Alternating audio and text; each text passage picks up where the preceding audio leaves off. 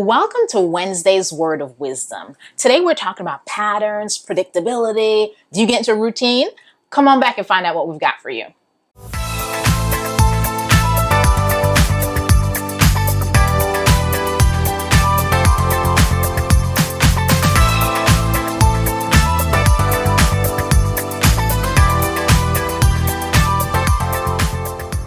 And we're back. So David was sharing with me a little bit of his devotion about patterns and predictability, and we thought it'd be a great idea to share it with you. David, what you got for us? It's Sunday. If you didn't watch the message, go back on whichever platform you're watching this on. It should be up there.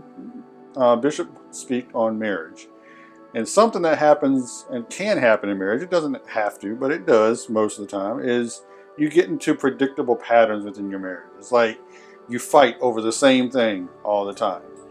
You react the same way to the same things all the time. And it can start draining on you, draining on your spouse, on your people in your house. And I was reading this devotional, and it says we need to find a way to kind of break that at times. Like, let's say I respond to a situation, and I've been responding to that situation the entire time we've been married, and she doesn't like it. Situation comes up. I totally changed the way I do it. What do you think that's going to do to her? It's going to throw me off because I'm expecting that same pattern, that same reaction. So absolutely, it's going to throw me off. It might surprise me. Okay. And not only within a marriage, but any of you teenagers, children that may be watching this, you pretty much respond to your parents the same way. Now, instead of the attitude that we can get, and we were teenagers, we had attitude with our parents, so we know how it can be. How about when they ask you to do something, you get up without, because who are we doing this for? We're living our life for God. And those patterns we need to break that we've been doing that are against God and against His Word. Once we get to know His Word, we have no excuse to still live the same way. Right. Now, take this predictability into our Christian walk. God knows before we even came to Him how we responded, how we're in every single situation in our life. Those things are hard grained into many of us. Right. The longer we went before we came to Christ, the more those patterns were there. So we have to do our part. Seek God. That's number 4. And we got to do our part to change those patterns within us. Yeah.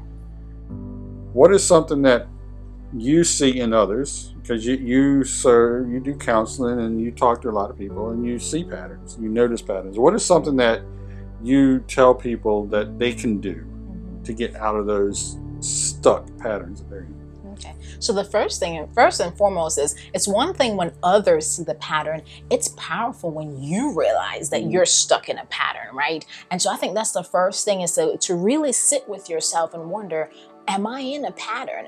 And am I stuck in an unhealthy pattern? That's definitely the first thing, is you want to recognize that. And then, as you alluded to, you want to do the opposite of that, right? So if I'm used to thinking negatively, every time I drive to my job, and as soon as I get there, I get apprehensive. And I said, oh my goodness, this is going to be a bad day. I can't stand, Susie Q or whoever. And that's that pattern that you've developed of building up this apprehension every time that you go. Then the first thing you want to say is, number 1, yes, I see this pattern. Number 2, I'm going to shift it. And now I'm going to speak positive. I'm going to speak life. I am going to declare that today is going to be a great day at work, right? Today is going to be wonderful. I do everything as unto the Lord, and not for Susie, not for Johnny, but as unto the Lord. So those are the first 2 things that definitely start the shift and breaking those patterns.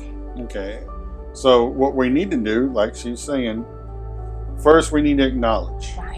Just like coming to Christ, we need to acknowledge our sin. Yes. Okay, now that we've been in Christ, now we've been in a relationship for a while, acknowledge that you're part of the problem.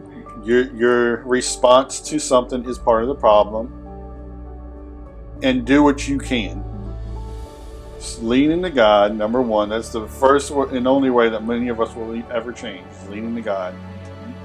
Obey where He's leading you. Right. And that pattern will change into a better pattern that is glorifying God and changing your relationship to where God would want it to be. Absolutely. All right. Until next time, God bless you and goodbye.